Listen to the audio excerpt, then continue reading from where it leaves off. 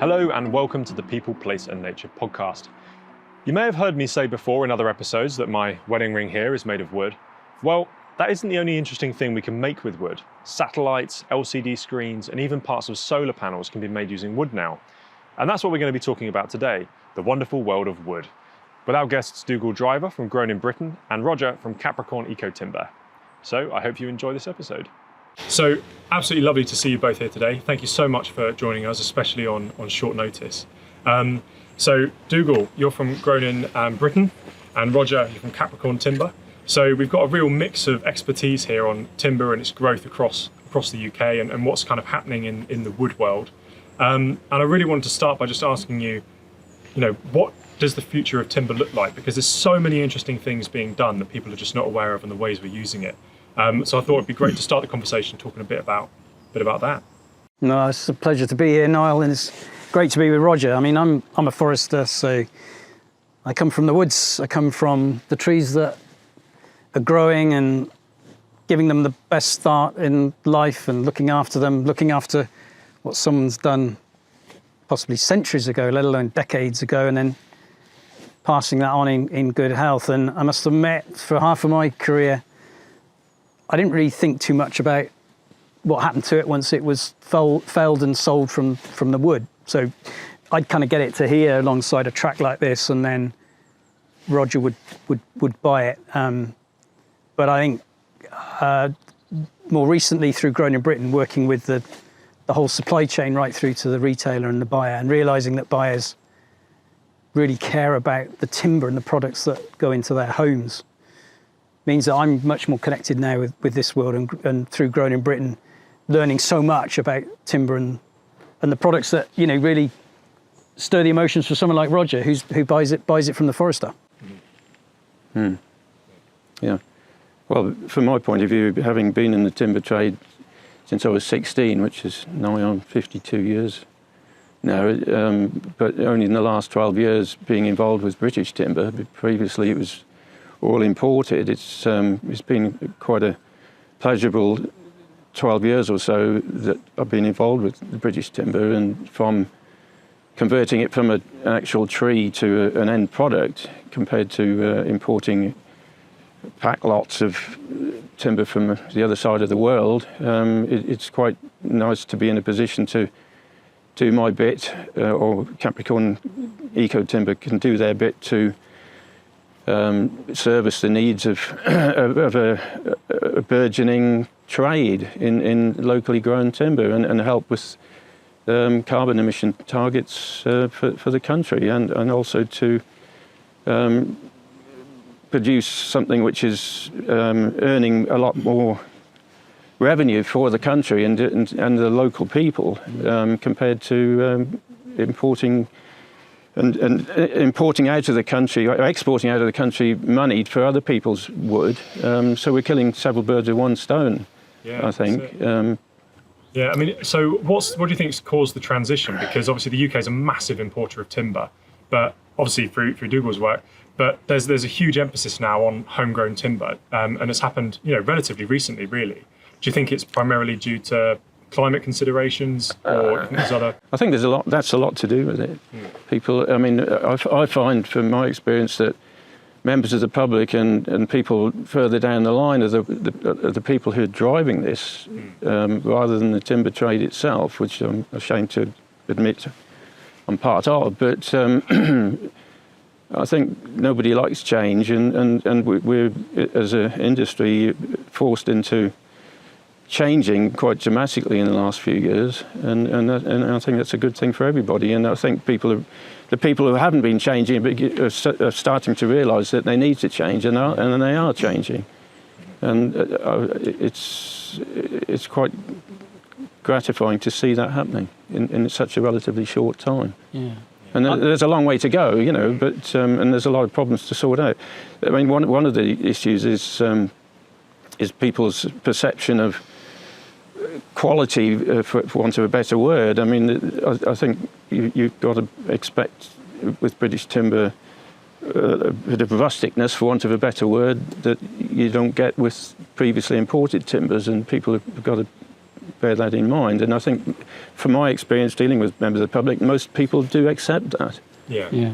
Because a uniqueness as well, but doesn't Character. Character, yeah. This is a word that comes up a lot. Yeah, I mean, it's got fantastic character, and it's only recently we've really marketed that as a positive, as opposed to perhaps, clean amorphous oak from France or clean amorphous ash from North America was, a thing, and perhaps through stages of fashion and the character and the interest that you get in a British timber because of the way our woods grow and our timbers have grown, and because of things we've done in the past in those woodlands, such as use them as hunting forests and then using them to supply timber to make battleships out of wood, and then wartime needs as well. They've not been sort of allowed to sort of be farmed like agriculture, it's silviculture for trees, and they've not been sort of silviculturally looked after to, if you like, the liking of a forester to grow the very best, cleanest quality, which you might think was ideal. Actually, I think we've got to a position where it's a real benefit to have this character in our timbers. And we have a lot of species here as well. We're quite blessed with a range of species. We sat on oak, we got ash over there, we got chestnut just down the road in terms of hardwoods. And they're all full of character, aren't they? Really full of character.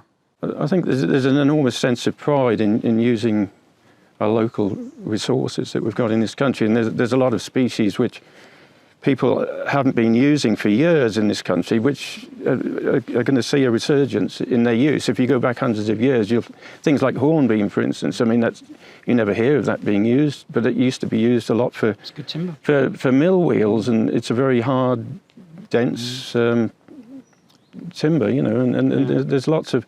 You can use poplar. There's loads of poplar in this country. It just gets cut down and destroyed for firewood. It's got a lot of uses. I mean, particularly for lorry beds, for instance. That's just one example.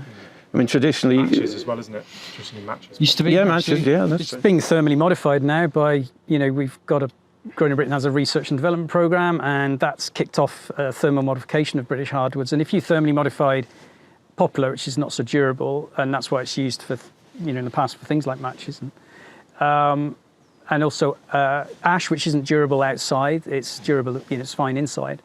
If you thermally modify it, then it becomes durable and it can compete with, external timbers. So that's, bringing added value to this country, as opposed, we've tended to import that added value in timber.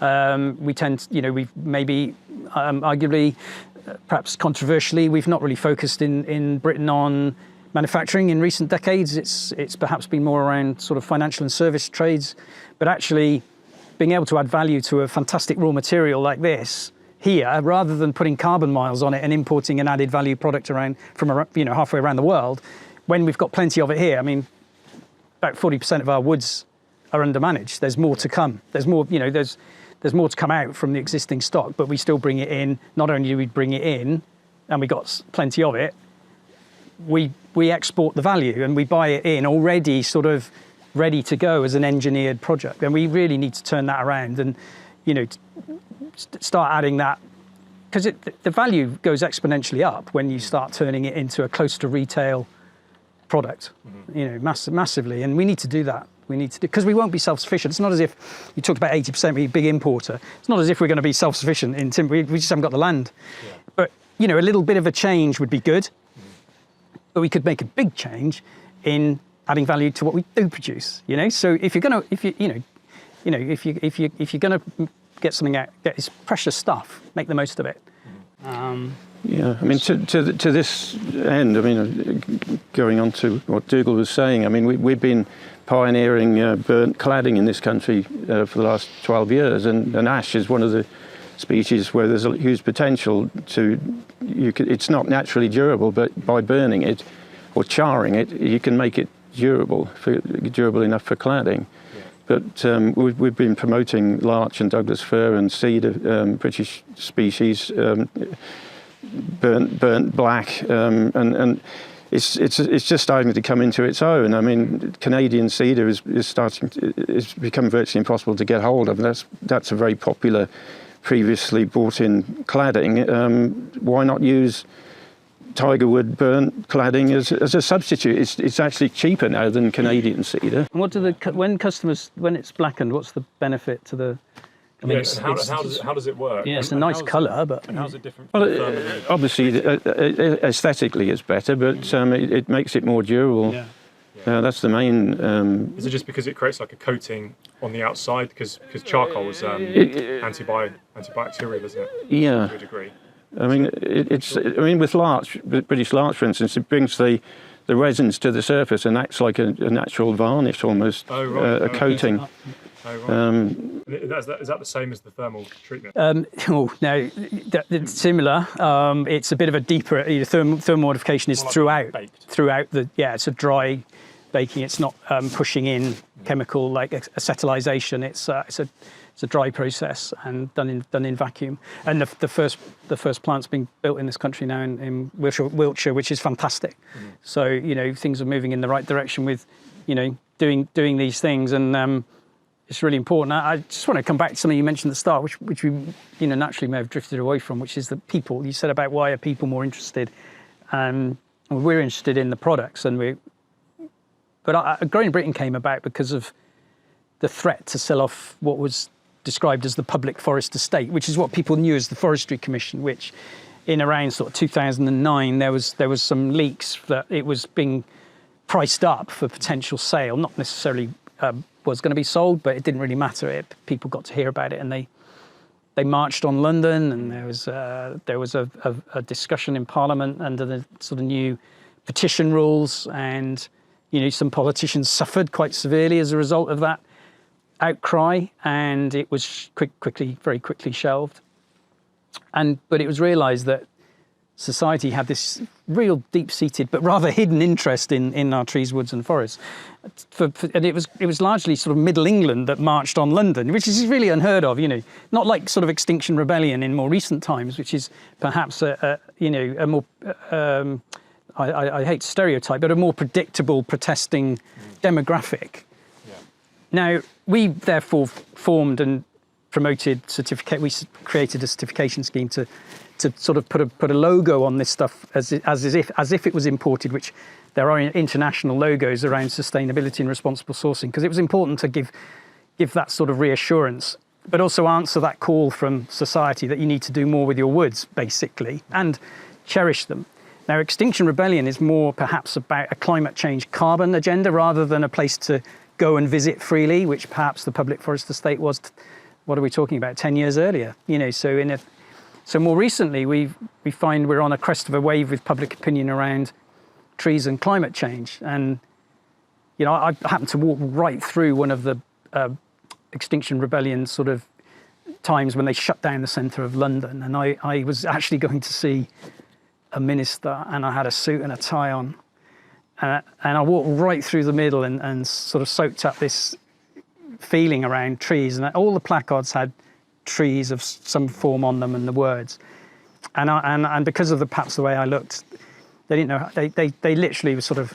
I've got some film of somebody sort of shouting into my face, "Trees, trees, trees." They had no idea who they were talking to, and if you cut me open, I'd like to think I might look a bit like a tree. But what it said to me was that what we were doing and what we realised, it was just so right for not only where we'd come from for those 10 years, but the future, because these people were shouting trees at me because they saw it as a future for them, for the planet. And really, one 5-letter word to summarise a huge, huge challenge for the globe. And they saw trees as the solution. And I guess, we've been around a bit in this sector. It puts hairs on the back of my neck now when I think about it, that's sort of generally younger people who care about the planet, who want us to keep doing what we're doing and do more of it and do it. It's an inspiring way to think about the challenges that we have to actually keep doing this, to keep making more of timber for those people. It's an amazing material. You can argue about its carbon neutrality when it's turned into certain things, but it ain't a fossil fuel. Yeah. It ain't plastic. Yeah. And yet it can, in certain terms, be just as versatile as what you might call modern products, modern metals, modern plastics. What this stuff's made out of is is basically similar sort of chemical constituents, you know, lignins and tannins and various things that can be formed into different products. That's it. But I think, you know, I agree. I mean, I see, I guess I'm from a younger generation. Thanks, Niall. Pardon? Thanks, Niall. That's all right. I do think that as well. I mean, a lot of what I've seen in my, you know, relatively short, I guess, professional career is that actually the way trees can be used to solve so many problems. You know, it's not just around timber, it's around flooding, it's around ecological restoration, all of those type of things. But also it's around the technologies as well that they can now be applied to, because it's not just, timber's not being used the way you would traditionally think it would have been. You know, traditionally we used it for, as we talked about, timber for housing, boats, that type of thing, but now it's being changed. Timber that traditionally couldn't be used, as you've already said, can be enhanced to be used for new uses. But there's some really interesting ways those chemical components are being used now to make completely new products that you never would have thought about, or you see even now, you find it hard to believe. So, you know, some of those are LCD screens, you know, they're being used in computers to form sort of biodegradable plastics, that type of thing. And you even mentioned about 3D printing the other day. Yeah, I'm looking at your glasses too. They're made out of wood, aren't they? You know, made out of wood, exactly. Yeah, it's like a plywood. You know, so you got designer products and bits of very high-end cars, bits of technology.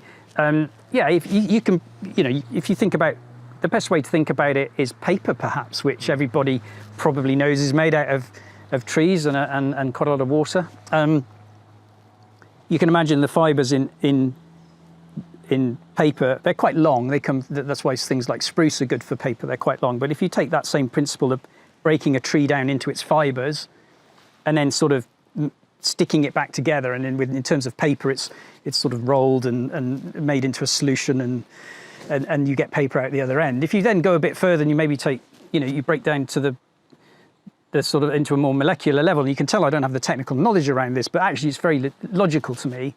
As a bit of a layperson, is that you break it down even further, you can get it to a size a bit like you can 3D and print with plastic or other products.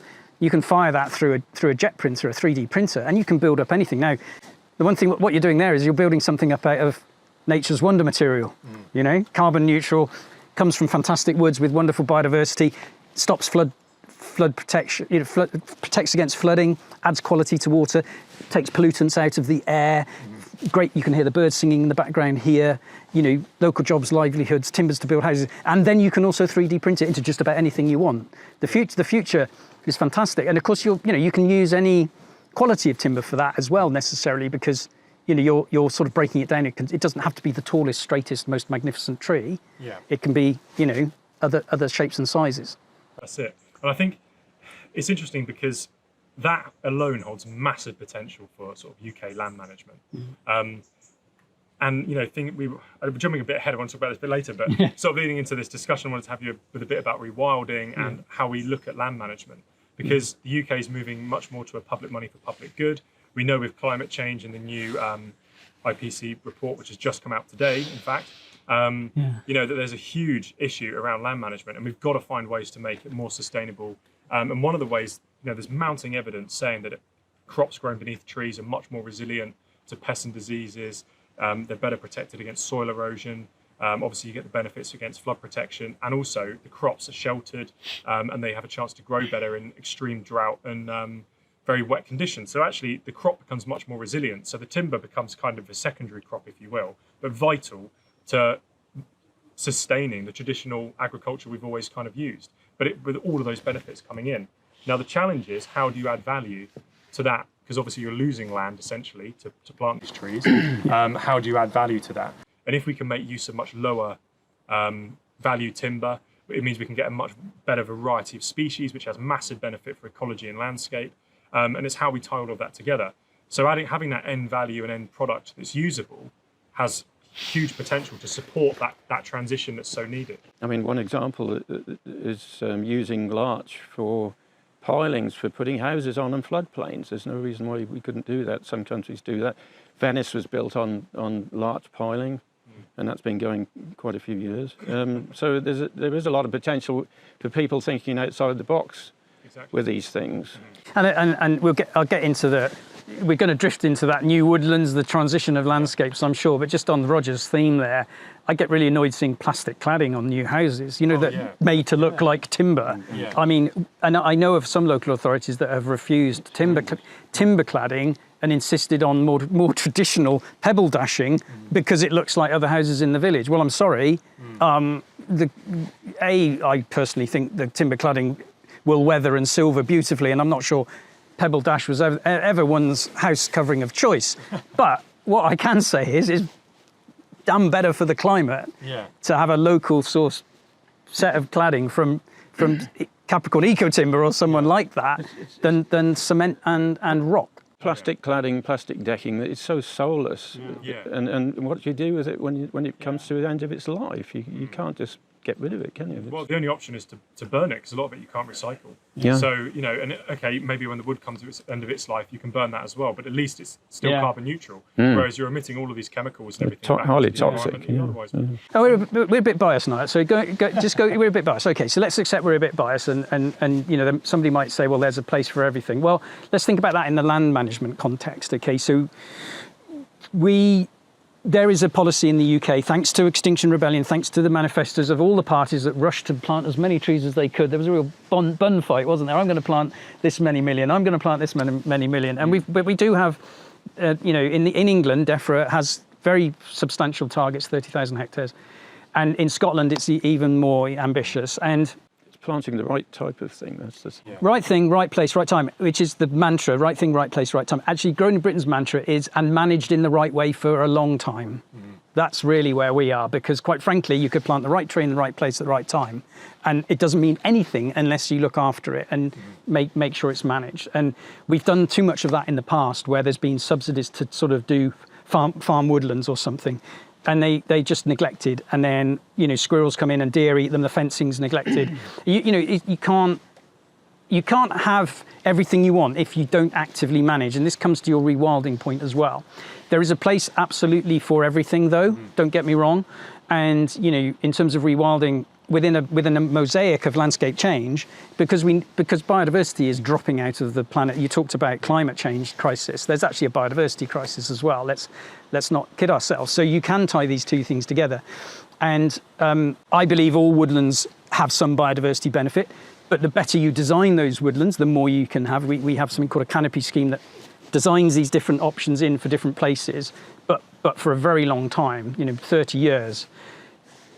There are places where rewilding is important. And there's an argument that more woods, more rewilding eats into food security. So let's branch out a little bit. Not sure whether anyone's mentioned sort of farming and food security in your series, but not yet, no. That you will get a cry that, well, there's not enough room. We need this for food, but we waste 40% of the food we produce, and we probably only need a couple of percent here and there of increases in terms of for trees and you know, rewilding. So I think there's actually plenty of flex in the system. And it's not about going on to, you know, high-end arable grade 1, grade 2 land and doing this, or going into rich, you know, grass meadows and protected. So of course it's not. It's about those other. There's plenty of zones in this country that have been subsidised to the point where they seem and feel, both to the farmer and to the casual observer, and perhaps someone driving through the landscape says, oh, you know, and I'm going to say it, the sheep on that mountainside, that looks fantastic. That's what this upland area is all about.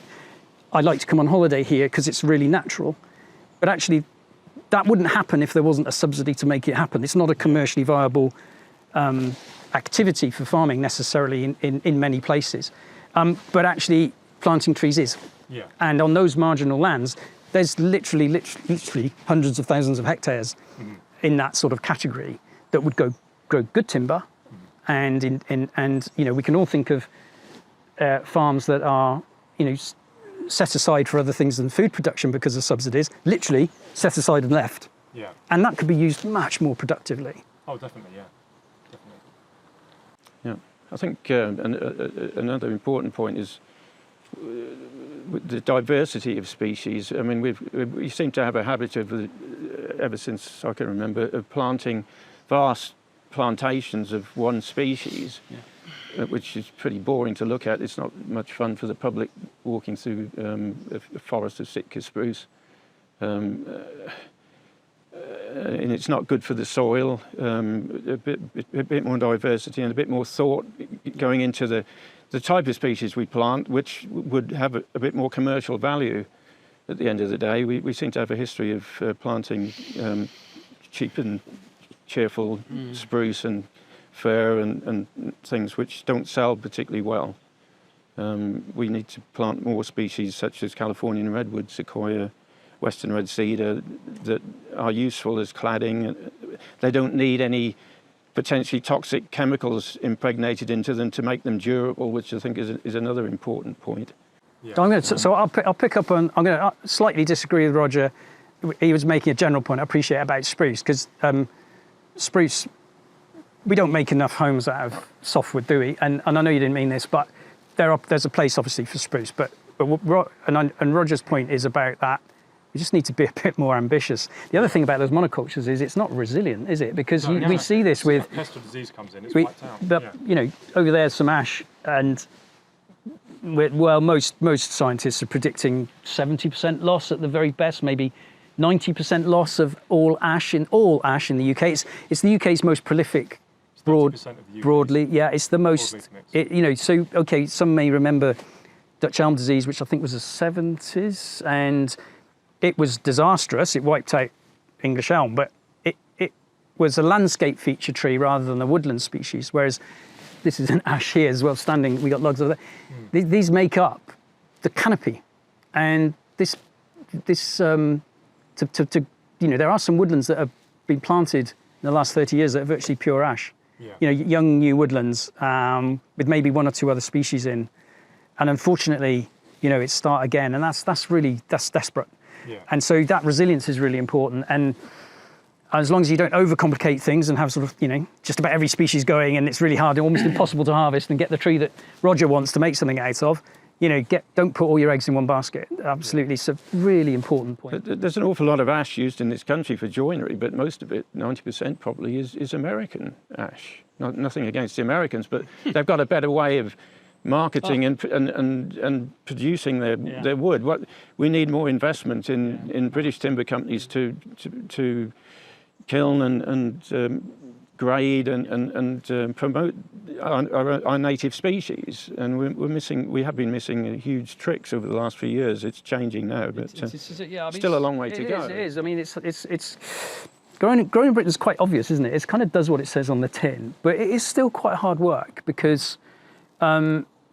You know, we do come under pressure from the timber trade generally around the marketing of the American Hardwood Association and others like that, which have huge marketing budgets, as you say, and the Scandinavian, and the Scandinavian, and that perception that, you know, British is not best because of something that maybe somebody saw 30 years ago or somebody decides, and I'm sorry, but if we can grow, make, convert, process, and make a product here rather than bringing it from hundreds of miles, putting it, you know, we obviously, I'm not naive. If you buy timber from Scotland and you bring it down to Staffordshire, so that's quite a motorway journey. Yeah. But it isn't a motorway journey plus handling at a dock, putting it on a boat, handling it at another dock, putting it onto a lorry. A minuscule carbon footprint compared to... You know, it's got logic just tells me that we should, for some reason, you know, there's been a whole, feels like more than several generations of timber from abroad's best. Yeah. You see advertising that says, you know, British companies setting themselves up to look like, you know, American or Scandinavian companies, you know. Yeah, it's a big challenge. I mean, I wonder what are the other challenges? Because I know one of them is around cost. You know, people associate British as being much more expensive, I think. I mean, I've been to see house building companies in the States, and they were saying it's cheaper to ship timber from the UK to America, process it and ship it back, which seems like madness. I think that's possibly a bit of an urban myth, that one, but it might have been a case a while ago, but it's certainly not now. I mean, the cost of containers it's shifting so quick, isn't it, really? Costs traditionally, and it's all a bit up because of geodemographic changes recently and political changes recently, it's a bit difficult to say how it's going to settle down, I'd say. I'll let Roger come in a minute because he knows that trade really well. But from a point of view of generally, I just have one thing that I hope you lay this through the cut, Niall, because I have a view about imported timber versus homegrown that everyone says it's always better, this myth, or maybe there's some reality in it because people see everything you produce homegrown, you see. So every part of, from the quality from, a mixed bag of something that can't maybe be made into prime planks to the very best, you see, because it's in this country. So the sector sees it, the forester sees it, the harvesting company sees it, the primary processor sees it, the secondary, all of the quality, the whole range of quality gets dealt with here in the UK. If you're a country that's exporting, what do you export? What do you pack up, process, and put on a ship and send halfway around the world? Because you don't want it back and you want to be paid. What do you put on that boat? Well, the best. You put the best. So why don't we see rubbish from abroad? Well, duh, it's because they ain't going to put the rubbish on the boat, are they? Yeah. But you go to America, you go to Austria, you go to Finland, you go to a regular sawmill in the middle of nowhere, they ain't going to just burn the stuff that isn't top quality that they sell to the Brits. Yeah. It's all there for you all to see. But we look at the whole gamut of quality in this country and say, well, our stuff's not so good because look what's coming on the boat. Yeah, but hello. Yeah, exactly. Yeah. Sorry, that's just the thing I have that I just kind of like a. It's a really valid point to make. Yeah. Because that is the reality of it, and people don't see the reality. Yeah. But Roger, you do have more sophisticated stories around perceived quality from timbers abroad, don't you? You've imported in the past. I'm still sitting next to you. It's allowed. Well, yeah. I mean, there's a market developed in the last few years, as Neil was saying, and a lot of it's come from ideas which have been posted on the internet from places like the States, where they've dealt with the bits that they wouldn't normally export, and they've produced a big market. There's a big domestic market for bits of wood with character, which wouldn't normally have got exported. So we need to, and we are seeing this happening. People are embracing it, and they want the supplies of this type of material, but the infrastructure of the timber trade isn't quite geared up to supply it yet. Yeah. We are. I'd like to think we are. Yeah. But the rest of the timber trade isn't, and so there's an awful lot. A lot of the timber trade, 90% of the timber trade, has got vested interests in continuing the imported trade, but just lately they're being forced into having a big rethink because they haven't been able to get hold of the supplies, or if they have, the prices have doubled in a lot of cases, and I don't see that that's going to get any better. I think it's probably going to get worse. Yeah. So it's good from the point of view of British timber supplies. And we got to step up, like Roger's stepping up with novel, interesting things to make to sell because. So there's a big future for companies like ours, but it's very frustrating that. I mean, there's a big market out there. We can't get to it quick enough. Yeah. It's a good time. It's a good time, but we've got to make the most of it. It's not. I don't think it's going to be. It's not a moment in time. I definitely think, given Extinction Rebellion, climate change. Today, as you say, the announcements. We got COP26 coming up at the end of this year in Glasgow. I don't think this is going to go away. This is a global scenario, and I also think that. Growing in Britain is pretty unique. I don't think there are many countries that has a similar kind of thing. There are some. But I think that keep it local will be burgeoning in other countries as well. There'll be less on the market actually. Well, it's security, I think, isn't it? I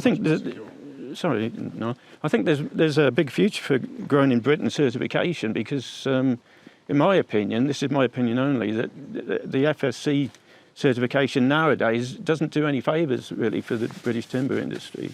I think when it first set up, it had very noble intentions and still has, but it's not actually encouraging a lower carbon footprint. In fact, it's encouraging it because most of the FSC timbers that used in this country come from halfway around the world.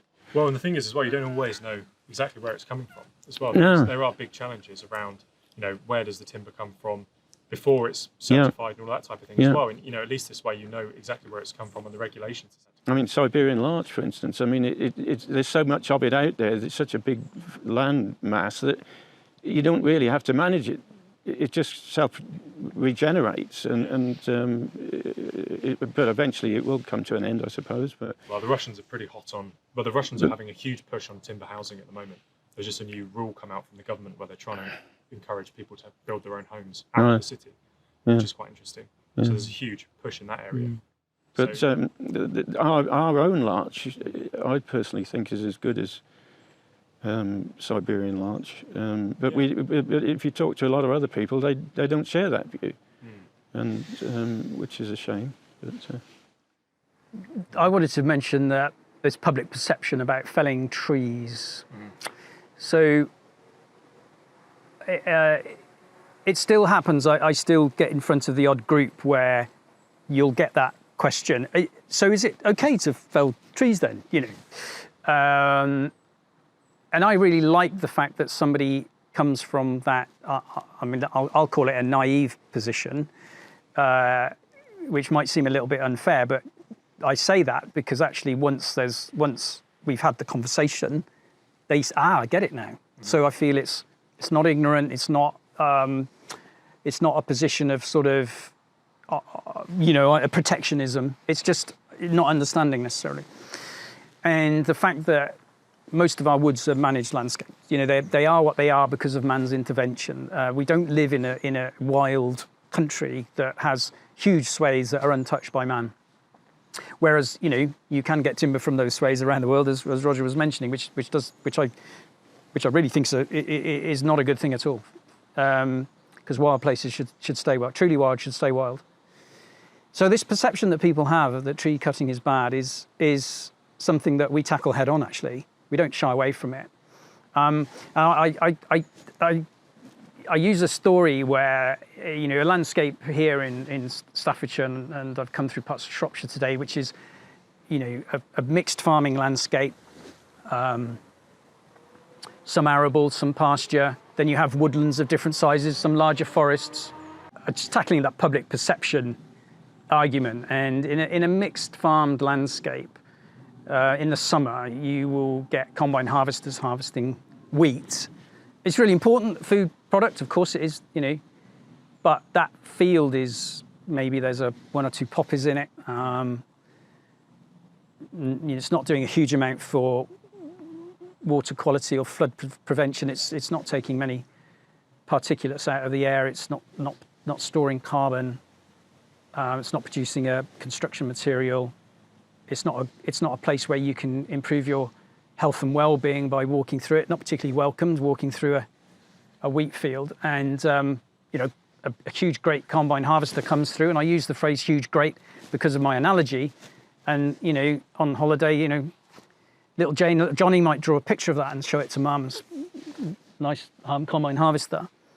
And then and it's a great thing to show the teacher returning off your summer holidays. What did you do in the summer holiday? Oh, I got a picture of combine harvester. Isn't it great? And then next door there's a woodland, and there's a timber harvester working, and the trees are coming down, and you're creating this wonderful material, and you're opening up. Light comes through to the forest floor, and the flora and the insects are going to thrive in that following 12 months. And the insects on that flora are going to go and actually pollinate the crops in the farm next door. But mum doesn't like the picture. Mum rings the council up and says, there's something going on in the woods. We need to stop it because there's trees being felled. There's just a huge mismatch of the narrative. It's the same thing, basically, isn't it? And arguably, it is.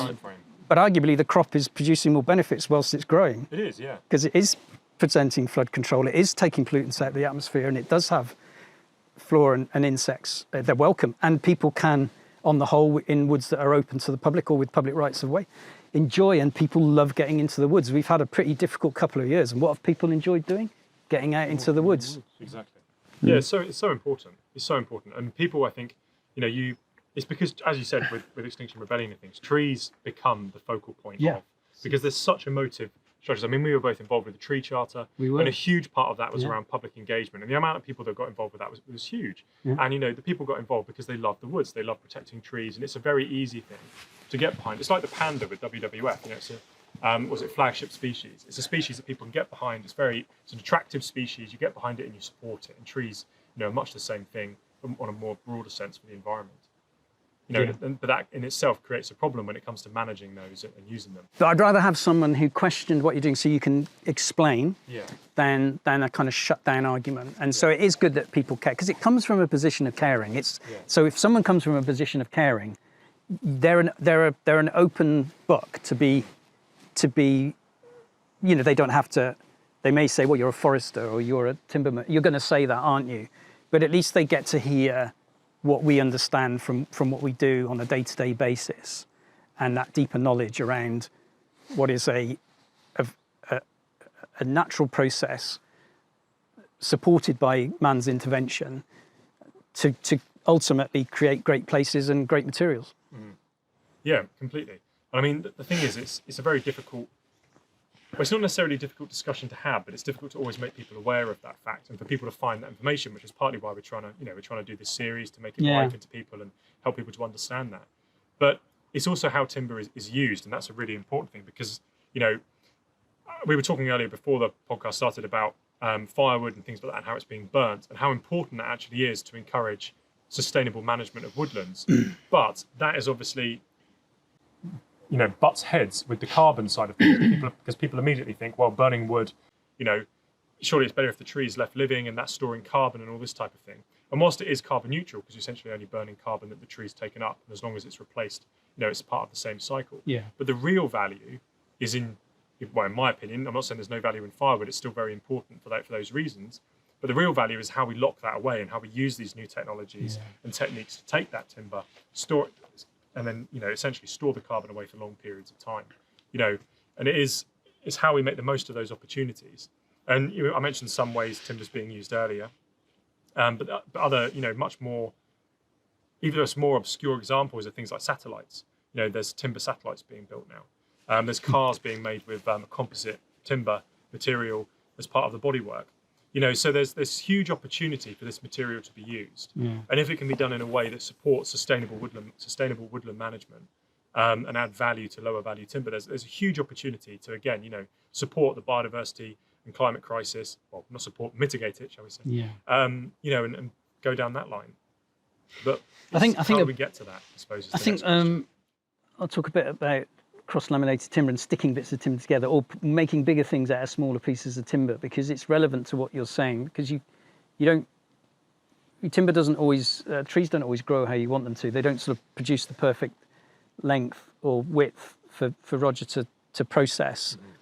And so, for instance, these small pieces on your logo here, you can have a very small tree, even a coppice tree, which is cut to ground level and regrows, quite a traditional way of managing things like sweet chestnut. And you can take sweet chestnut and break it down into small pieces, and you can put it back together again. You can put it back together in many forms, and it can become extremely strong.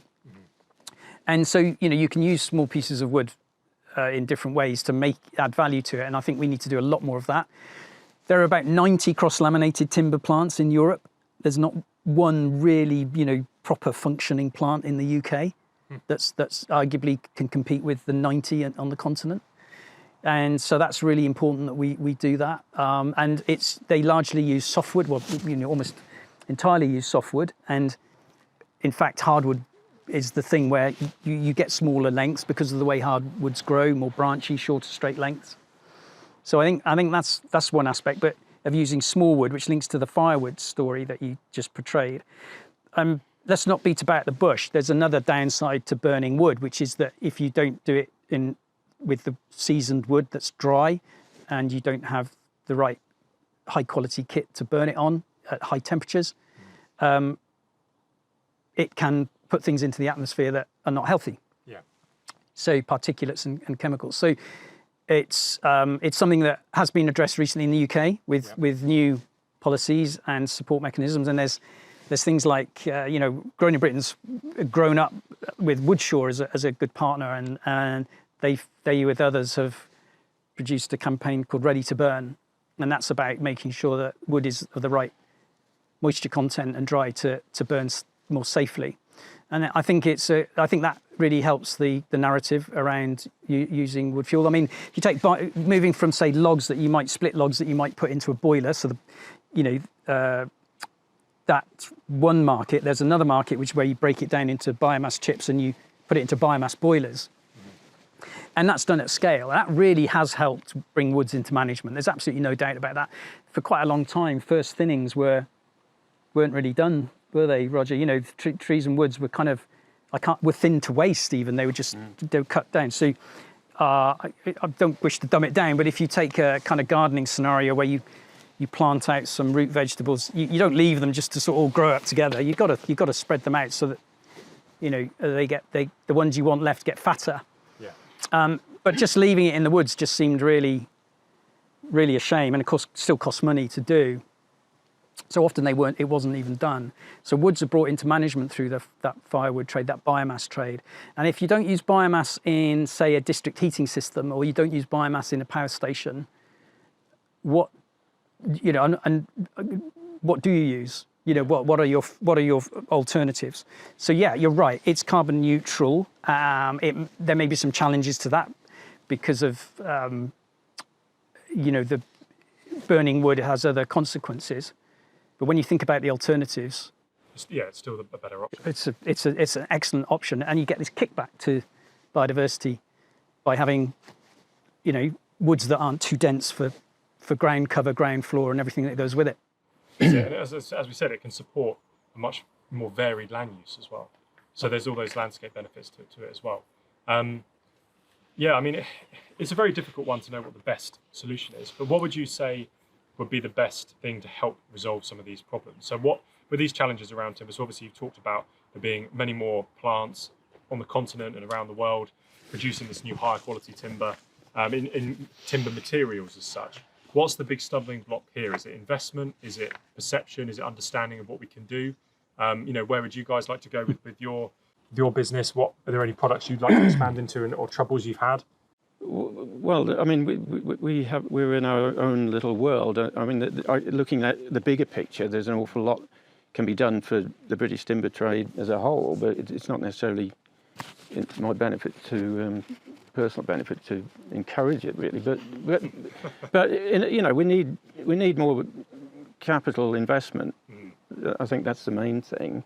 I mean, there's things like, I mean, you touched on it earlier about laminating, but we used to have a big plywood industry after the war, you know, because it was an important industry for making planes and the like. And I mean, the last plywood factory closed, I think, in the early 90s, and everything got exported to China and the like. We need to bring things like that back again, but unfortunately we've lost the expertise and the machinery. But that doesn't mean to say we can't resuscitate it. There's nobody that I know of that makes veneers in this country anymore. You have to go to Germany or somewhere like that, or France. There's little things like that which all would help.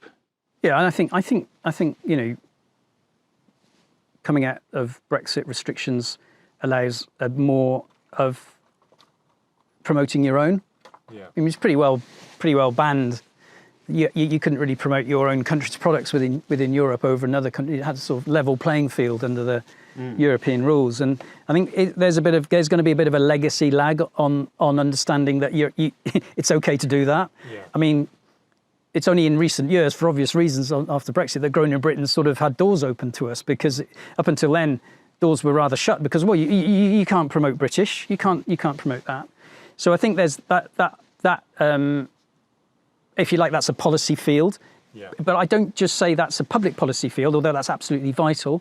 I think business has got a role to play here to say they would actually, you know, because they do talk about local. If you pick up any corporate annual corporate report, it looks more like a Sunday magazine than a financial report, doesn't it? It's got pictures of the staff and the team and the people. It's all about the people and the environment. It's about their carbon footprint. Well, why not think about where they get their timber from and their forest products? Why not? So it's not just government. Government can show a lead, and certainly the government public policy around timber procurement and forest product procurement could be more in favour of Grown in Britain. That's for sure. But actually, it goes for the private sector as well. And I we talked to. There are some great companies working with Grown in Britain who are really switching to preferring, local materials and certified local materials. So it's not yet a trend, I would argue. Mm-hmm. I think you've got some leaders showing the way. and there's some very exciting names that we work with, but we're not feeling it. We're not feeling, you know, we're both quite passionate, and we'd rather it was felt like a real pull on the market. I still get just as many conversations saying that people aren't asking for it. Why, you know? And I thought, well, do you need somebody to ask for it to make the leap and show leadership yourself if you're in the supply chain? If you're a woodland owner, or you're a harvesting company, or you're a primary processor sawmill, or you're a secondary processor, or you actually make a product that retails to the public, why don't you ask for it, even if you maybe can't get it straight away because they haven't been asked for it before? Someone's got to start that conversation to say, look, we're listening to customers, we're listening to what people are saying. Local's best. I need to know that I want the logo on it, because you do the bit that I can't do. You make sure it has the right management plan in place. It's been legally felled, which is what Growing in Britain does. You've got those things in place. I will then tell and encourage my supplier, and then one day I might demand it. And if you say to your supplier, look, I'm just letting you know that I really want you to do this, and there's plenty of places you can get it from, and by the way, in a few years' time, I'm going to just only buy from. So I think there's a lot. I mean, I know that sounds a bit kind of, I'm bound to say that but actually I think it's the way to change things, is to actually show leadership. Yeah, definitely. Well, as you said, there's so many companies switching to new carbon targets and all that kind of thing. I mean, I've been involved with various projects where, you know, everything has to be monitored for its carbon footprint now. And it's a bit of a nightmare because no one actually really publishes the carbon on anything. But it is being asked for. So people are starting to have to go, oh God, actually, yeah, we've got to start getting that together. And the few companies that are doing it typically are the ones that do a very good job of it and make it a real big aim of theirs. You know, they're the ones which a lot of people are turning to. You know, we're looking at some of these suppliers for our business now and going, well, actually, why would we go anywhere else? You know, why would we go anywhere else? We're only going to go to these guys because we know, one, it's really good quality, and two, it's super sustainable, or it's as sustainable as we can get for this type of product that we need. You know, so it's those type of things that are shifting. And, you know, there's so many targets coming out now, 2030, 2040, 2050, 2025, whatever company's coming up with. There's no reason why companies can't, as you say, set that as a target and say, look, to their suppliers, yeah, exactly as you said, we're aiming for this date, you've got this time to get it sorted. And, you know, we'll tell them, we'll talk to people like Roger and say, look, can you make this stuff? If we can't make it here, we'll say, we can't make it here at the moment, but there are people working on it. You want some, you know, tiger blackened cladding, there's a bit of a waiting list because there's only one company doing it and all that sort of thing. But you sort of say, but you're on the right track. You're forcing change through by demand. So, you know, ultimately it is people who, you know, you know, you've got policy, you've got companies, but then it's society, and that's what's driven change in the supermarket. I mean, I kind of hope that the timber story, I like to think of it as a forest product story as well, because it's also things like firewood and other things that come out of forests other than just, say, timber that you can saw. There's other things. Is that we've almost forgotten that 20 years ago, maybe 15 years ago, worrying where your food came from that you fed to either yourself or your children was not really a thing. It wasn't really a thing. It's become so much of a thing now, it's no longer a thing. Does that make sense? People, it's now subliminal. It's not actually, because the supermarkets have already got it. So they don't have one aisle which says, this is from a Devon farm. It's a lot more money than every other aisle in this shop. It's the other way around now. That you've got the Oriental row or the something else row from around the world row. Everything else is presumed by most customers to be from a very transparent, as local as possible, sustainable chain of custody.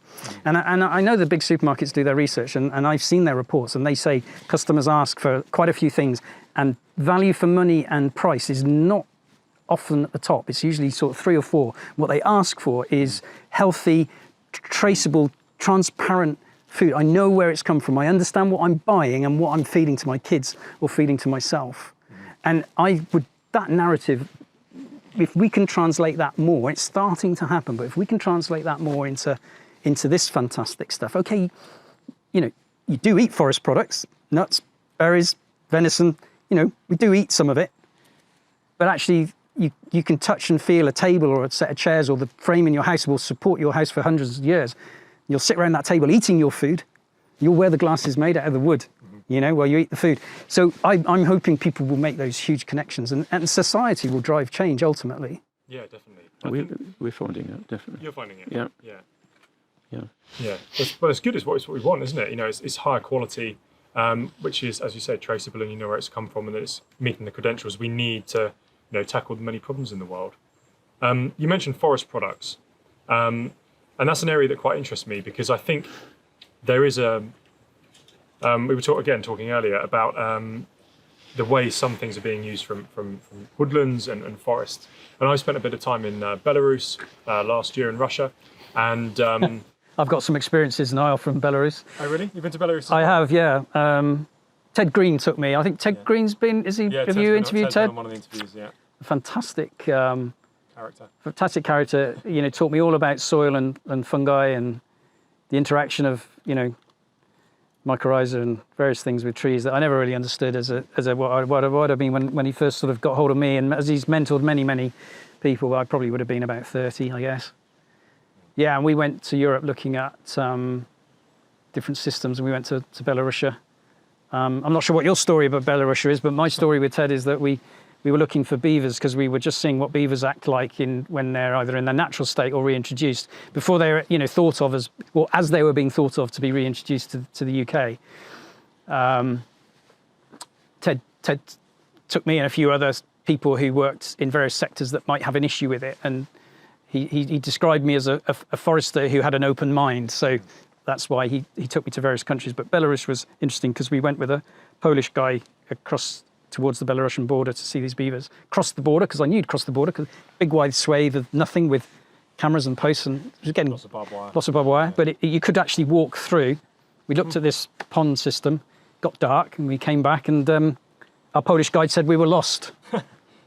Yeah, funny, you're laughing. Yeah, it's really funny. It wasn't funny, no, I was not very, I did not, I was just thinking of a young family back at home. Belarus is not a country you want to get lost in. Ted's brought me to this place, and but being and this Polish guy was starting to panic to get us back to the track, but we'd come from a river system, so as a forester, if you get lost in a forest, you just follow the stream downhill and you'll come to a bridge or a track. So we went back to the river and we followed it and came to a bridge or a track and got home. But it was middle of the night, pitch black. I wasn't even sure which country I was in.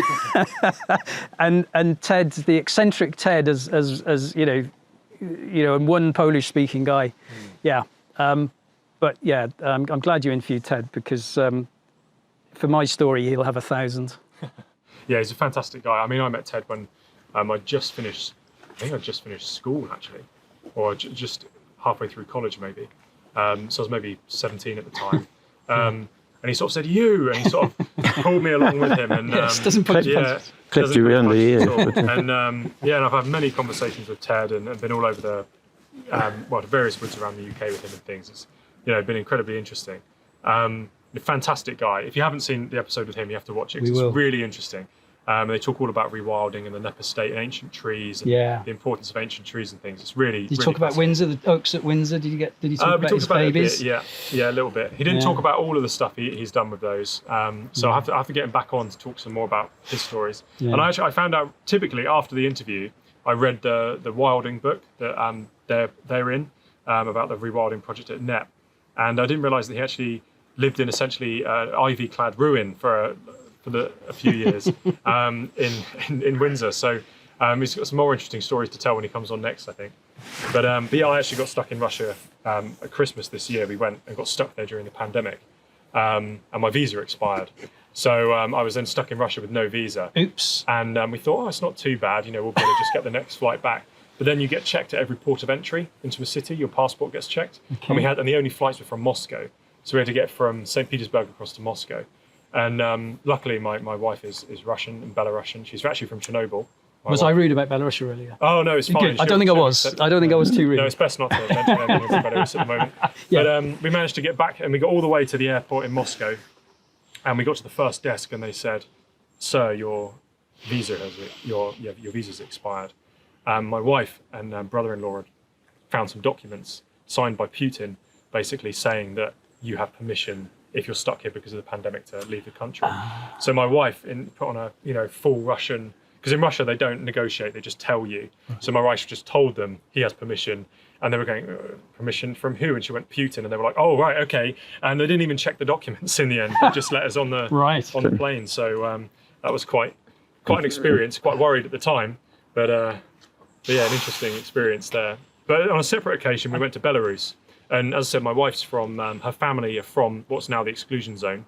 So they were all evacuated out. And if you've seen the Chernobyl series, what happened to the old lady on the farm, that all happened to my partner's grandparents. And they now live in a community that you can't find on Google. It doesn't exist on Google. And it's all the people that were evacuated from Chernobyl. So it's a really interesting little Are we allowed to ask why it doesn't exist on Google? I think it's just because Google doesn't really go into Belarus. So a lot of the right, it's not to do with the village. It's not to do with the village, but it's not a secret village. It's not a secret village, no, but it does kind of have this kind of them. Well, it's a mystique about it. Yeah, it is, but a lot of the people there kind of don't want to associate with them in a way, because they're potentially irradiated, basically. So there's this kind of, we need to stay away from those people. So the story continues and will do for generations. Yeah, well, they think I was the first English-speaking person they've had in the village when I went, and that was only last year, or the year before last. Wow. Or at least English person. Maybe they've had English-speaking people there, but they thought I was the first person, and people were coming all around to see me. I sense a long film for that. That feels like more than a podcast series, Niall. If anyone's watching this, which I hope they are, and they want to support this, we would be really interested in doing an episode of going to Belarus, because because my partner's family are from there, they have permission to go into the exclusion zone, which you're not allowed to do. So because they've got family connections there, yes. And you'll get a visa this time that doesn't run out, maybe. Yes, yeah. Well, just in case your wife's not with you when you're going. Exactly, yeah. But what I was going to say was, the reason I brought it up in the first place was they use the forest totally differently. Considering we have very, very similar tree species, they have huge amounts of mushrooms growing. Yeah. And maybe not the wisest thing we did, but we did go mushroom picking and make a wonderful soup, which I probably come to regret later in life. So we went out doing all of that, and they a lot of the juice they drink is actually birch juice. It's very, very common. They drink huge amounts of birch juice. And in Russia, we actually, I should have brought some with me, but we just finished it yesterday. I had some pine cone jam, which is made from real pine cones, and you eat the pine cones. You would never expect that. I know, you wouldn't believe it, would you? But it's really, really nice. The green cones. Green cones. Yeah, I've seen birch juice for sale in Waitrose. Yeah, so there's birch sap water. Yeah. And then there's birch syrup juice, which is probably what you saw, because the juice is there's water and there's a juice. Yeah, I mean, it's a kind of. Doesn't sound very appetizing. I think it's not too bad. It's just like a very sweet. Full of minerals. Yeah. I see, and I think the clue is the birch bit rather than any old tree, because I do think they vary hugely, and I think birch has got is pretty much like water. Well, you can make wine from it as well. Exactly. And that's another species that we should be doing something with in this country, because we've got plenty of it, but nothing seems to get done with it. No, very much. You mentioned hornbeam earlier, didn't you? And you mentioned hornbeam earlier. Sorry, Roger. And we work on new woodlands with a new not-for-profit, Grown in Britain's a not-for-profit, work with another not-for-profit called Forest Canopy Foundation, and they've just helped support a new woodland in Oxfordshire, which we verify the design of. And one of the stipulations in our 100 questions, or we have the set of metrics that ensures really good design and meets objectives, is productive species. And actually hornbeam is listed, as quite rightly, as a very productive species. And so, you talk about birch and other forest products, and you mentioned hornbeam earlier as a great timber. We have lost sight of that diversity, just to go back to complete the circle a little bit. And we with climate change, we need to get that variety back. And why not go for all these different forest products? Most other countries you visit are way more into forest products than we are. Is that a fair thing to say when you go to France? My neighbours, yeah, I would agree. I was really shocked by Russia and Belarus, actually. I mean, not so much Belarus, because it's still, a very much more rural existence living. But I was very shocked by Russia and how kind of eco-conscious they are. Everything is covered in the trees it's from, the berries it's from. They have a very, very strong culture around berries and fruit and trees, and a huge amount of their diet is still nature-based. Yeah.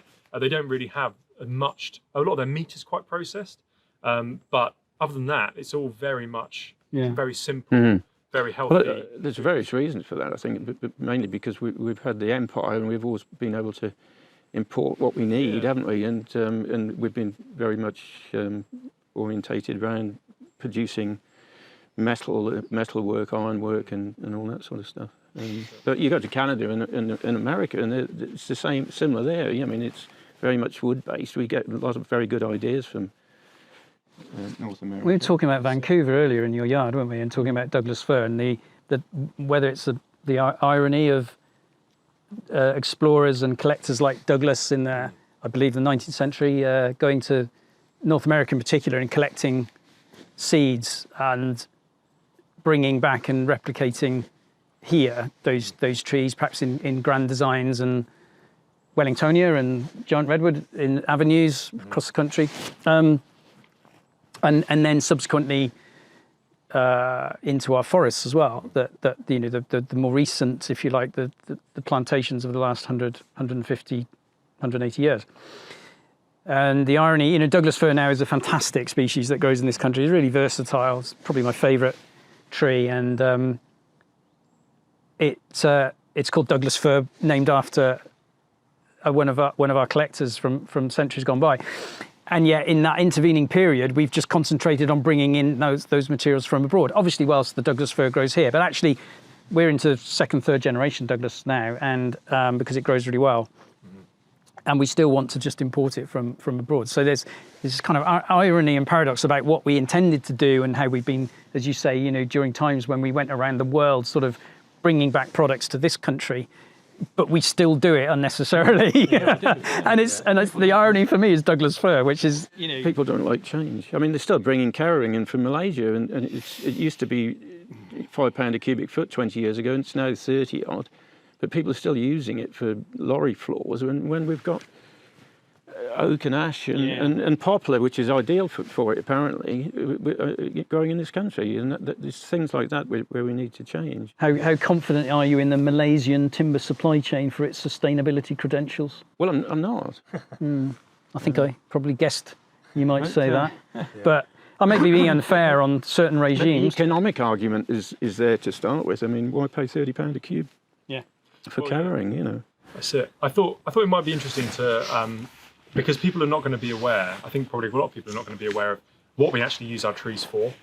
So I was wondering if you guys, you know, might be able to reel off a few species, well, maybe a range of species that maybe you wouldn't think we use. Okay. Some of the ones that have been imported, like redwoods, for example, people probably won't think. Should we do tennis?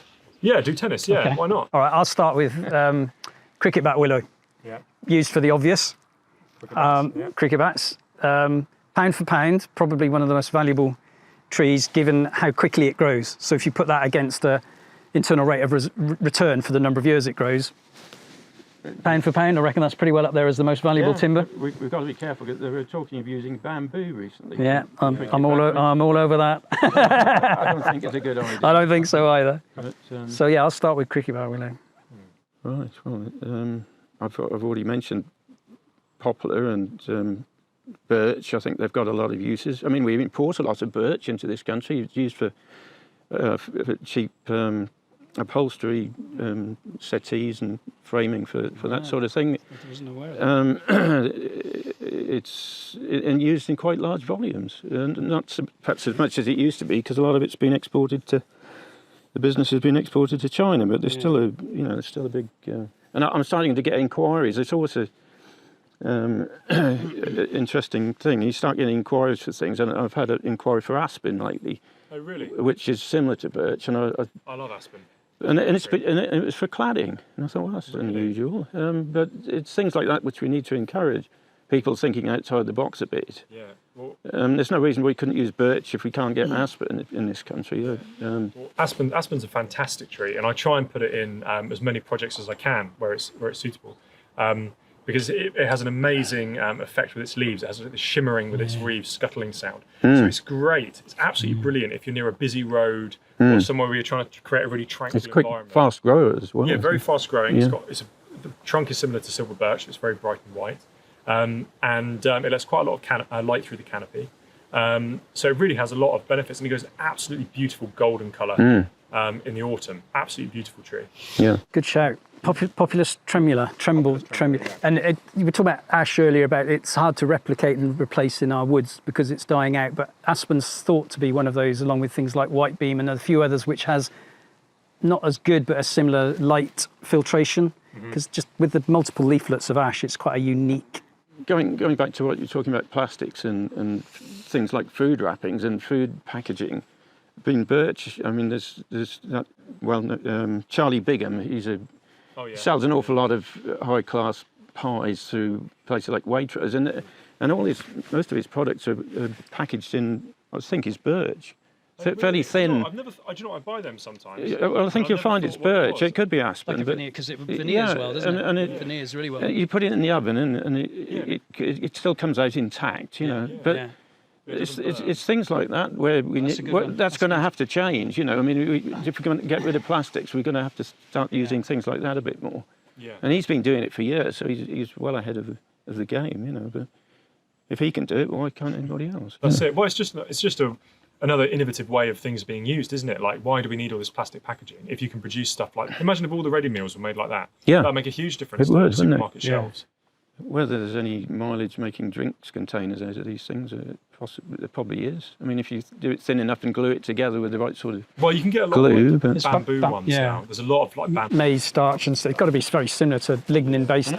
I don't think you'd have much difficulty selling the product either, because the public generally are crying out for this sort of thing. I mean, if maize starch can be made into a coffee cup, then broken down timber can presumably, it's got the right celluloses and the similar celluloses that can be polished up as well. One hopes. Yeah, that's a good idea. I mean, chestnut is a good example of an underused. Yeah, we talk about chestnut. We've got a program for chestnut, sweet chestnut. Yeah, you saw it for planks. It's a great material for working. It works really well. Strong, durable outside. So chestnut coppice, you know, cut at the ground level, the chestnut tree will coppice into multiple stems, and then you can cut it again after 30 years when you've got really great products in it, and it will do it all over again. So it's a really good carbon store as well. I think it's that there aren't great stats on it, but looking at what stats are on which trees store the most carbon, I think sweet chestnut coppice has to be up there because the root stays in the ground.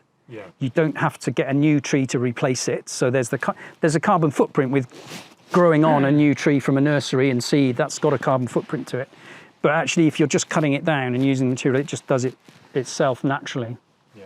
But it's very durable chestnut, and we're working with the Forestry Commission on a program, and London Metropolitan University and an estate in Kent to make various construction components out of it. So sort of taking that coppice, nature gives you strength. You know, if you take a sawn piece of timber that's quite thin, you think you could snap it. Yeah, you feel you could snap a batten, don't you? You take that stick that's grown, say, on a coppice stool that's still in its bark in the rain, you try snapping that, and it's way more difficult. And that integral stiffness and strength, if you put that together in a certain engineered way, you get frames, you get panels, you get strength. You can have tension and compression. If you get those working together, you can get incredible stiffness from two pieces, sawn in a certain way, put together in a certain way, and you can build things that are as good as, I think, and this is the program's going to look at this, that are as strong as, you know, a full-on beam. It's a good substitute for oak. It's slightly cheap, and ash is another good one. There's no reason why we can't be using ash instead of oak beams. Inside, yeah. Inside, yeah. It's not particularly durable, but it's and ash. We're gonna have a lot of it to deal with, aren't we? I mean, it's going to continue to come through the market, isn't it, as it unfortunately dies. And it's best to get it out before it gets too brittle, because it goes brittle very quickly, doesn't it? That's been felled for 5 or 6 years, but when you open that up, the colours will be fantastic. Yeah. It won't be just white like that. Do you know what that colour? Do you know what that will be? Will that be the greeny colour, the olive? It's going to have olives. Sometimes you get oranges and yellows and all sorts in it. It's really. It's almost worth box, isn't it? Storing it for a few years. Most people would use ash straight away, but I'm hoping that is becoming quite nicely seasoned now, because it's been there about 5 years. But we plan to use that for the burnt cladding as well. Oh, right. Although it's not classed as a durable timber, but once it's been charred, it will be. Yeah. And it's a good way of almost using it's like an antiseptic. It's got problems with fungal disease, generally ash. But if you can burn it, and it's going to kill any potential problems, Yeah. the burning process, and you're ending up with a product which is worth quite a bit of money, you know. Yeah. It's a lot of added value in it. Yeah. And at the moment, we're just throwing it away. That's it. Well, we were talking in, just going back to chestnut quickly, we were talking in a previous podcast with Merrick Denton Thompson, who does a lot on common agricultural policy reform and landscape. And he was saying that, you have to go and check the episode out, 'cause I can't remember the exact figures, but he was saying that chestnut coppice, for the fruit it produces, can outcompete some arable crops in terms of, I think it's in terms of calorific value. Per square metre of ground. Per square metre, but then you obviously get all the additional benefits of the ecological benefit, the soil structure benefit, all of those things. And then, you know, the timber as well. Yeah, that's a good point. Again, it's how do we rethink some of these things? Well, it's vertical farming, isn't it? Because that chestnut nut is coming, those nuts are way up in the canopy, aren't they? Yeah, 3D farming, exactly. 3D farming. Well, but you got to be careful now we don't stray too much into hydroponics and aquaponics, because that's a lot of what we're people allowed call to stray, 3D aren't we? farming. Well, we are, yeah. But that's another interesting thing to stray on, which is going to have a huge impact on agricultural systems.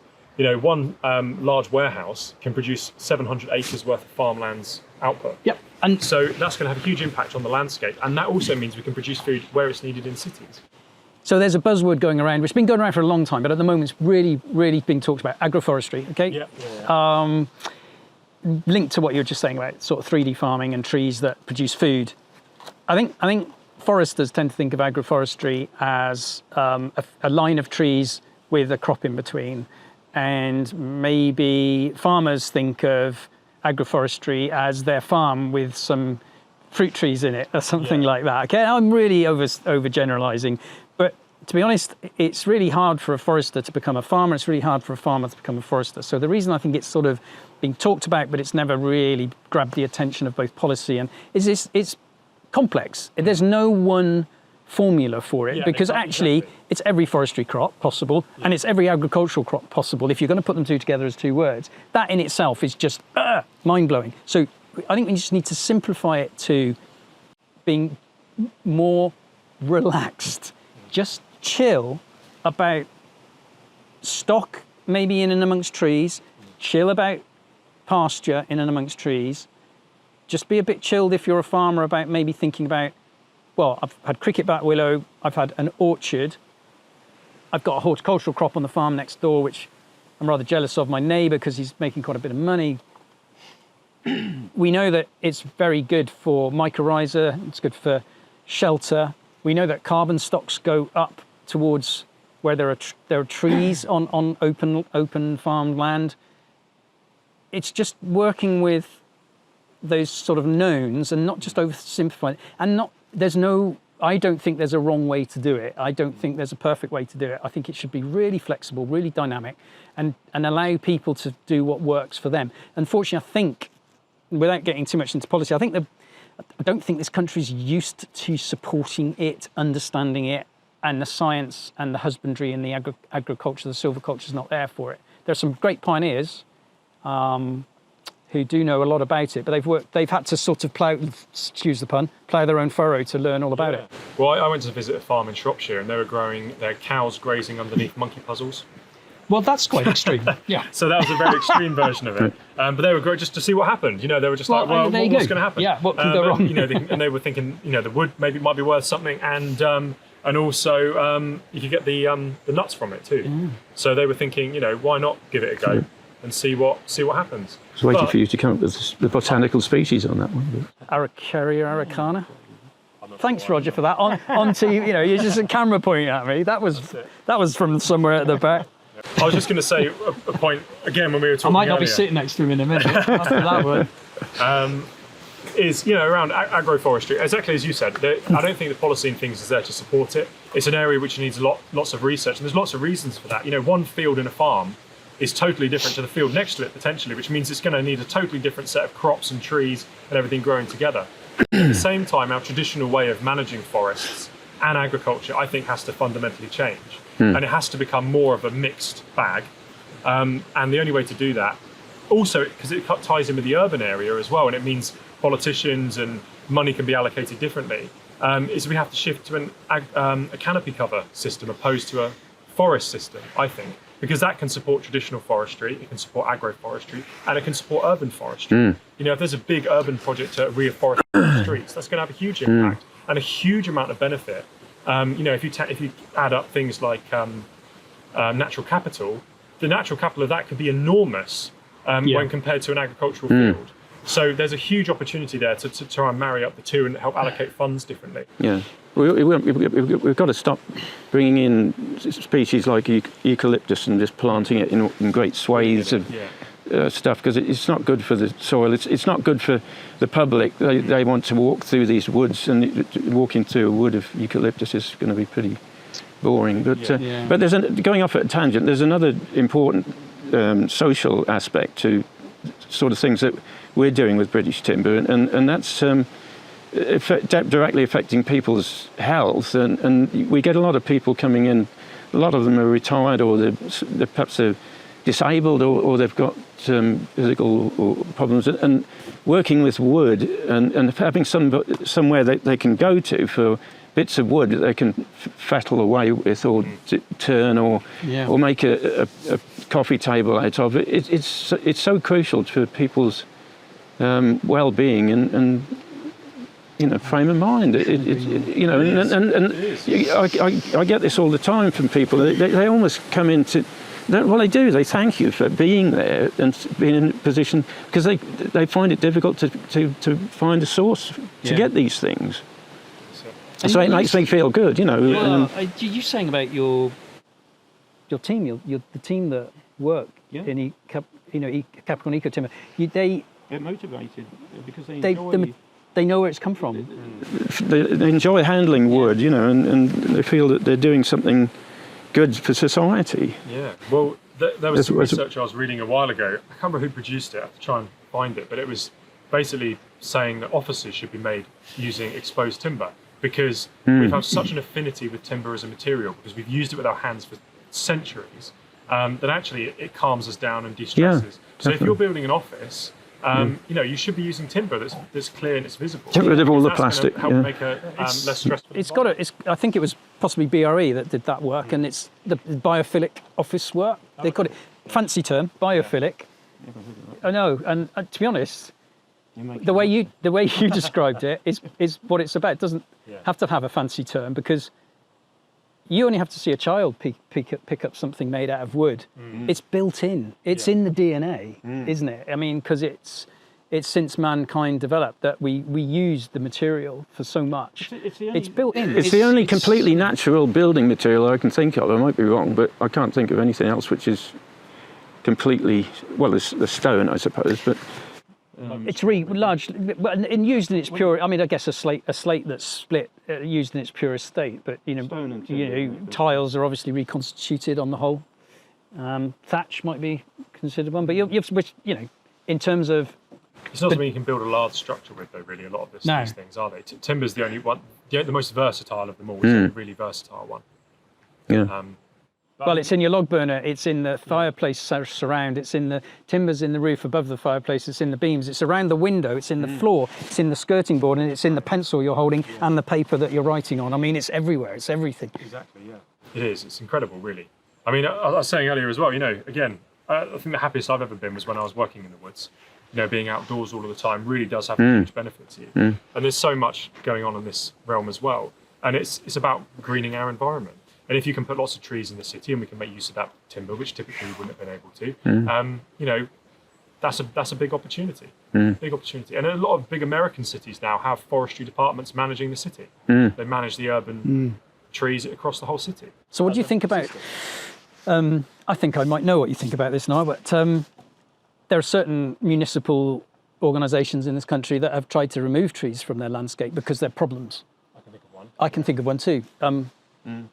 And now, okay, let's not pick on the one that you and I, and you in particular, engaged with, shall we say, but would you say that was a one-off, or do you think that's a general feeling? There's a risk that actually trees in towns and cities aren't viewed like you view them, as a real positive, and we agree, but that some municipal authorities still see them as a liability, a financial problem, something to they'd rather not have. They're worried about the branches falling on somebody's head and getting sued for being we're not going to agree with that, but do you think it's more ubiquitous than perhaps the odd council? I think it's a very common. I think it's going to be a common problem because everyone's strapped for cash. People are going to try and save money, and how do you save money? Well, you save things that you consider to be non-essential, and people will think of these things as non-essential because they don't necessarily know or understand the value of them. We do because we work in that environment, but a lot of people don't. And I think anyone that's listened to any episode of this podcast would have heard me mention one case study, which is the London Borough of Barnet. They did a natural capital assessment for the borough. So it assessed all the green infrastructure, so all the living things that they had to manage. And it was costing them 72 million over a 20-year period to maintain all of that. So immediately you think, that's the figure you see. And you think, 72 million? God, we've got to save that money. But then after the natural capital assessment was done, they found that returned 1.2 billion in public health benefit over the same time period. They don't look at that. So, but now we can look at that because we can assess that, and natural capital accounting is being done using the same way we account for other things with the national through the Office of National Statistics. Interesting. So it's super, high level. So there's no excuse anymore. There's no excuse. But are you still seeing people making excuses? I think so, but again, I know there's another council which we're looking at basically saying, well, we're not going to remove everything, we just won't fund any of the management, basically. So we won't cut things down, we just won't do anything because we don't have the money. But as soon as you can make that case, it becomes much clearer. And I think, you've got to look at the way things are moving as well. So we're moving to preventative public healthcare, preventative healthcare. So we want to try and stop people getting sick before they go into hospital or the doctors. And the biggest rising health crisis really is mental health. Most of those benefits from the natural capital accounting is mental health. Physical health is also declining. There's huge evidence that if you live in a leafy green area or street, I think you're 20% less likely to be obese. Because you're more likely to be active, you're more willing to go outside. Retail, you're more likely to have secondary spend if the temperature of the street outside your shop doesn't increase past a certain point, and that point can be avoided if it's tree lined. So if you're a business owner, a shop owner, in theory, you will get more people spending more money because they won't want to just come in the shop and get what they want to go and leave, or stay and linger. And also, public money for public good, that's going to shift how we think about agricultural systems. So there's a huge changeover. And also, it's even being done early on with projects. So projects are being assessed on their benefit before they're even completed. So there was one done in, I think it's Consway Greenway in Ireland, and that was looked at, and they found that if the project led to a 2% increase in use, it would pay for itself over its lifetime. So if people come into use that area more, it pays for itself. It's worthwhile. So the economic tipping point. Exactly. Yeah, the tipping point. Exactly that. So and also we're seeing now we're working with some councils in the south. We're now on our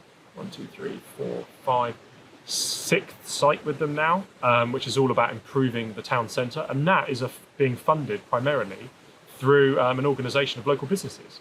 And they've gone, how do we get people into the town centre?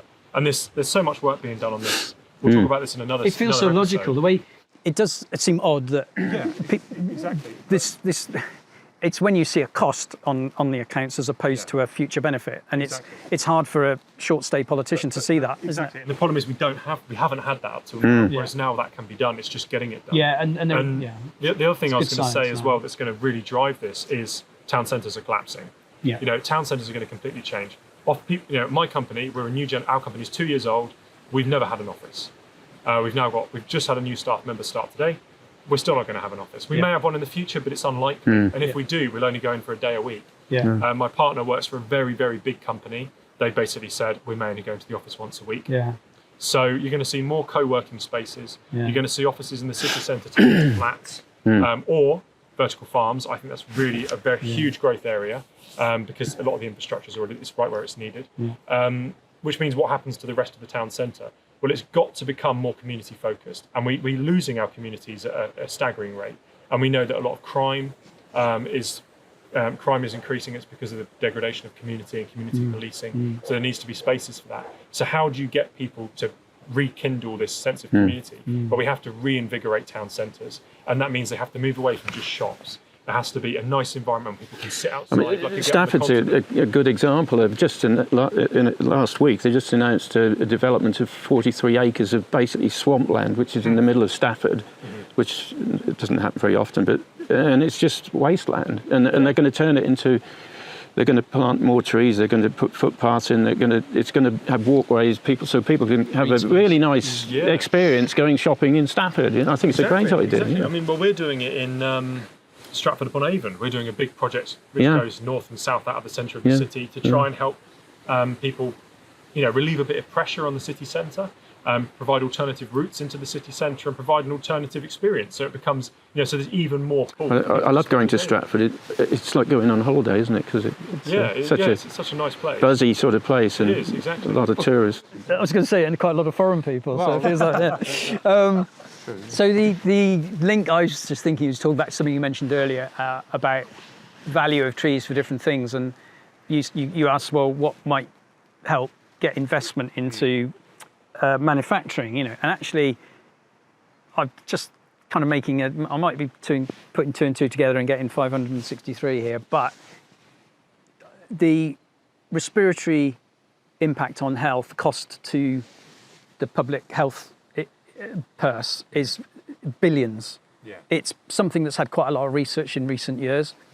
It's one of the biggest drains on the health budget is respiratory problems, so pollution's linked to that. So you can see policies are tackling pollution. Well, we know that trees are a natural filter for PM10, 2.5 and some other things as well. They're great filters. That's why they're in towns and cities. It's not just the shading effect and the cooling effect. It's also they do what they do in cleaning the air. They happen to just give out oxygen and take in carbon dioxide as well.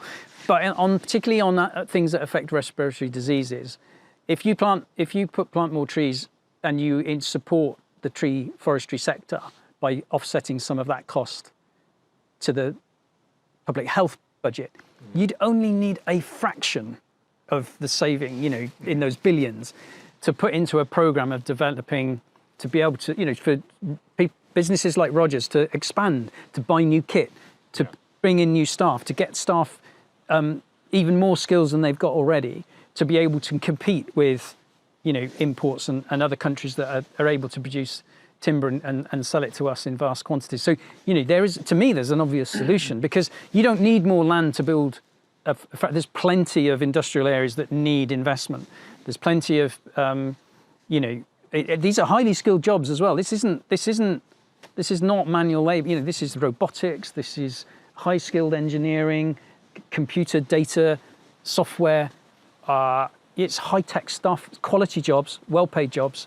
Doing really worthwhile job, proper careers, and it's not new money. You don't have to say, can I have some money please? And it's got to come, this is already in a public health budget that is being used up on respiratory diseases that actually supporting this sector would drive down. So there's a lag time, sure.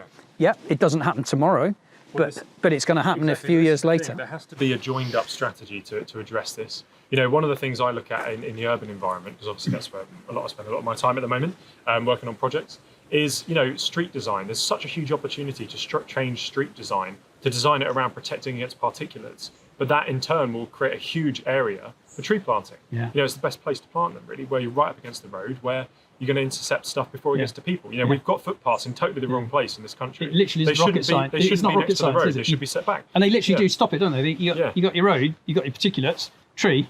Yeah. So if the tree's behind the house, exactly. The benefits and also you get the sound benefits. You get the less risk if a car comes off the road; it's not going to hit people. There's all those associated benefits, and even you see things like a lot of these anti-terror devices. A lot of those could be trees or planters with soil. You're not going to move a 2 or 3 ton planter with soil in it in a tree. If you drive into it with even with a lorry, you're not going to do too much. And there's a lot of there's various companies working on that with tree pits and things that are anchored so they can perform a protective barrier. So there's lots of things we can do a lot better, and we should be doing better. But at the moment, there is still this problem. But as I was saying, with the different types of timber, the way we use it, if we can tie a lot of this stuff up together and say, look, right, we're going to put these design principles in place. Broadly speaking, highways are huge. issue. Highways should really get their act together, I think, and start acting on this much quicker generally. But that's a potential for a huge amount of tree planting and increased greenery in cities. And if you can start going, right, we're getting that in place, public money for public good, agroforestry, wood pasture, as Ted would call it, those things are going to lead to a huge amount of increased volume of timber in the next 20, 30 years. But we need to start getting the infrastructure and the skills in place now. So we've got to get on it as soon as we can. What I worry about a bit is, from my business's point of view, is the continuity of supply of the right type of timber. But I think there should be more encouragement to bring woods into management. There's a bit of a focus on new woods on open land, if you like, and I don't want that to take away from the importance to actively manage what we've already got. You don't need to completely start again with your existing woods. It's literally greasing a few wheels and getting in there, and there is more to be found. It's quite hard. I think we're going to see quite a lot of the big, perhaps Scandinavian type timber groups going to try and muscle in on the British scene. Whether that's going to be a good thing or a bad thing, I don't know. But I suppose it's good from the point of view that there could be a lot more money to spend. But it could be bad from the point of view of are they going to, pardon the phrase, rape and pillage our natural resources? Scandinavians. I shouldn't say that because my grandfather was Norwegian, but. So I can say it. Yeah, true. But yeah. No, it's interesting. It's going to be an interesting few years to see what happens. Can I denumb my bum? Yeah, of course. Well, I think we're at a good point to probably. Are you going to keep that in? Yeah, we can leave that in. Yeah.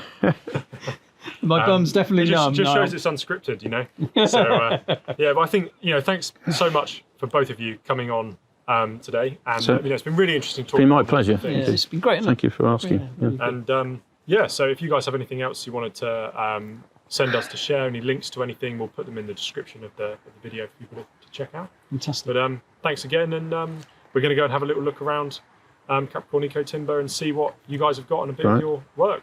Good. So, right. Thanks for the invitation, Niall. It's been great. You're very welcome. Yep. It's important to remember that sustainability doesn't just relate to the environment, it relates to your finances as well. That's why we switched to Beans Accountants. Beans operate on a package system, so you always know where you stand.